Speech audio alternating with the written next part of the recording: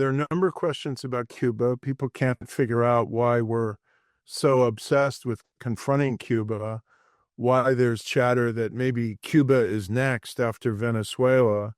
Of course, the obsession with the communist regime in Cuba and the massive, ongoing, really tragic violation of human rights in Cuba is not a new concern for the United States.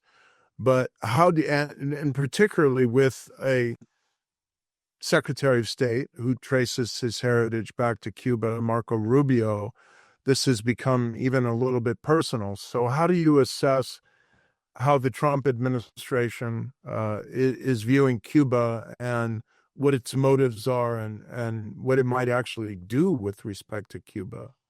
Well, this is part of a larger problem that I alluded to earlier, which is that Trump really does not explain what he's doing or why he's acting. And so it's very hard to figure out what's going on. We talked about the shifting rationales for action against Iran. In the case of Cuba, there's basically no rationales at all. And yet, the New York Times just wrote that we are enforcing a de facto blockade of Cuba, which is leading to the collapse of the Cuban economy. This is an act of war.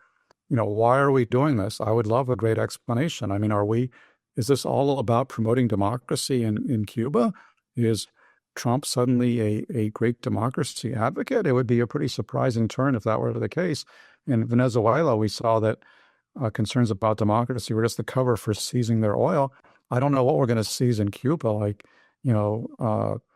What does Cuba have that we want? Like 1950s American cars? It's kind of mysterious. And again, this is another situation where the Trump regime is targeting an odious regime. I mean, Cuba has this horrible dictatorship which has ruled, since 1960, which has been repressing and the Cuban people and consigning the country to poverty. But what this de facto blockade is doing, it's making conditions much worse for the people of Cuba.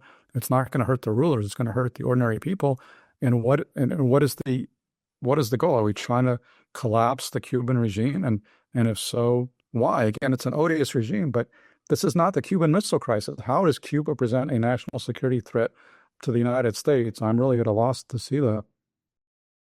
And I want to remind you that next week, Wednesday, March 4th, at this very, very time, the extraordinary American documentary filmmaker Ken Burns and historian author Rick Atkinson will be in conversation with Pat Morrison on Revolutionary Crossroads, how America's founding era illuminates today's struggle for America's future.